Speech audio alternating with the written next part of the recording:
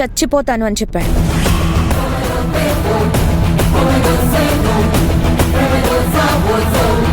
అంతవరకు వచ్చాడా వాడు? మహేష్ ఆనంది విషయంలో చాలా డీప్లోకి వెళ్ళాడు. ఆ మాటలు వింటుంటేనే నాకు ఇరిటేటింగ్గా అనిపించింది. ఏం చేస్తాడో నేను చూస్తాను. అవును, మహేష్ వార్డెన్తో మాట్లాడుతున్న సమయంలో ఆనంది అక్కడే ఉండుంటుందిగా, అదే మాట్లాడలేదా?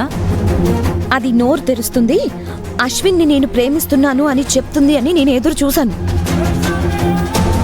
కానీ అది ఒక్క మాట కూడా మాట్లాడలేదా ఆంటీ? మీకు తెలియని రహస్యం ఇంకొకటి ఉందా ఆంటీ? అశ్విన్ ఆనంది ప్రేమలో ఉన్న విషయం ఆ వార్డెన్కి తెలుసు.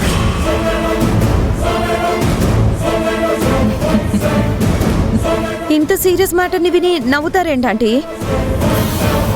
ఇది నేను ఊహించిందే, అందుకే నవ్వొచ్చింది. మరి ఈ మాట నాతో ఎందుకు చెప్పలేదు? నా ఊహ నిజమా కాదా అనే కాస్త సందేహం ఉండేది. ఇప్పుడు నువ్వు దాన్ని నిజమే అని కన్ఫర్మ్ చేశావు.